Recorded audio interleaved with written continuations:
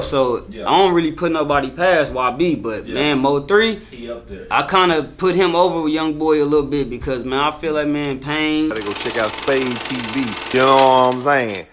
So you said you got shot when you was 15? Yeah, I was 15 years old. Can you kind of tell me about how that happened, and did you start to differently after that happened? Man, I should have been minding my business, but there was some shit going on with a partner of mine and somebody else, and we ended up being outside of this hood store. It's called Thor's Market and Bell's Market on H and Owens. Shit, I was just out there chilling and I was chopping it up with somebody, and I just heard hella gunshots and they was trying to shoot the person I was with.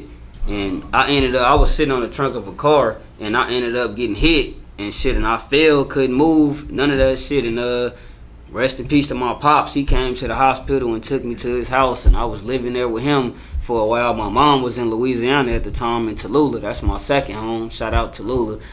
My mom was and my family was out there and shit, but after that, I was just still shit. Right after that, I ended up having a fight, limping and everything. I was limping. I ended up getting into a fight, but I just still was bad as fuck, man. From 15 to when I got out the joint, I didn't slow down until I ended up going to prison. That showed me, like, you know, I learned respect in there. I learned how to be humble. I learned how to be mature. From west side of Las Vegas, Nevada, man. Alright, so you from Las Vegas. Yeah. You say you from the west side of Las Vegas. Yeah. So kind of talk about what it's like over in that area. Oh man, shit, for a lot of people think, you know, Vegas just like casinos and bright lights and shit, but that shit ain't sweet on that side. And the north side of Las Vegas, them the two dangerous sides of Vegas, you know, bunch of killings, shootings, you know, really like any other neighborhood in the cities, like fights and, you know, poverty, niggas bad living out there. Just, I grew up fast out there, man. I was out there at a young age, at the age of 12, 13, out there doing wild shit. Oh, yeah, you really don't hear about too many like big time rappers coming from Vegas that I can think of off the top of my head. It's not, it ain't. It's a lot of people trying and shit, right, but they don't look at us out there on that level. Like, I got a cousin named Trey Bizzle. Okay. He big. He like right now one of the biggest artists out there, and he I think I heard of him. Yeah, his name Trey Bizzle. That's my family, and he doing this shit, but you know they really don't look at us like that out there for some reason. Right. I don't know why. Yeah. Now, are there any other artists from there that you listened to growing up?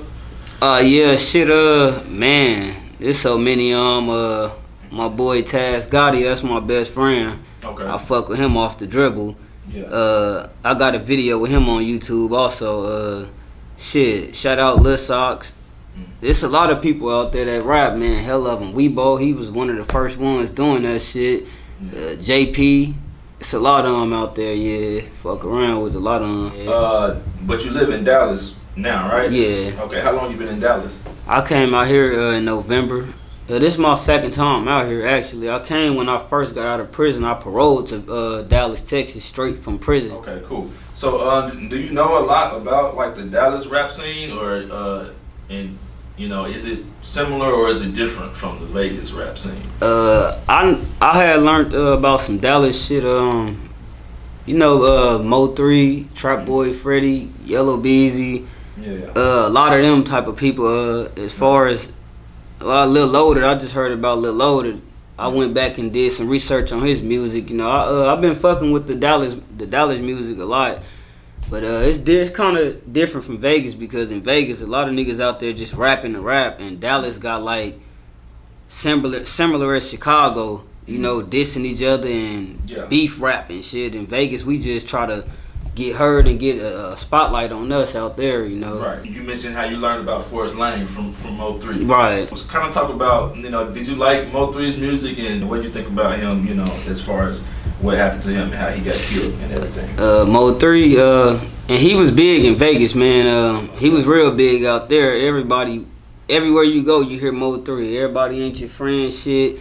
All of that, man, shit. At first, I didn't like his shit at first. I'm gonna be honest, but as time went on, his shit ended up growing on me. And me and my girlfriend, we was just laid up watching shit. And I'm like, man, this man, Mo3, man, he on another level. Like, The young boy, I fuck with young boy tough, so Yeah. I don't really put nobody past YB. But man, Mo3, he up there. I kind of put him over with young boy a little bit because man, I feel like man, Pain, all of that shit that I feel that shit. So you know, I fuck with Mo3 tough now, man. Yeah. For sure.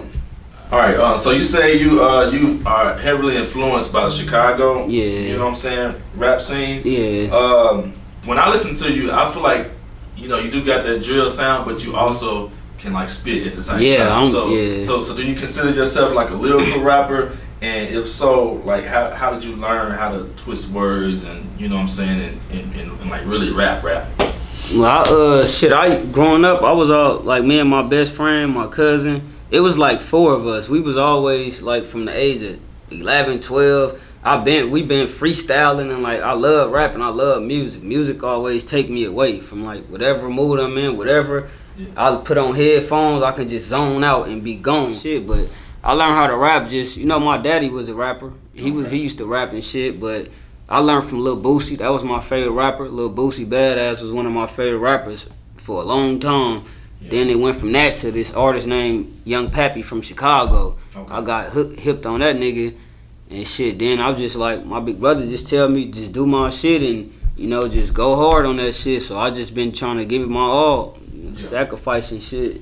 Okay, cool. Yeah. Alright. Lights up, black up, and wrap shit up like Christmas. War like the 4th of July, now we finna pop the modesty. Young from my team that is cracking. Chopper jumpsuits, ski masks on the magic. Caught they ass in the pack, lit they ass look like matching. No explain, no question, they don't even know what happened. Bitch, I been with it, y'all niggas know what's happening. 30 and a 40, knock the egg out your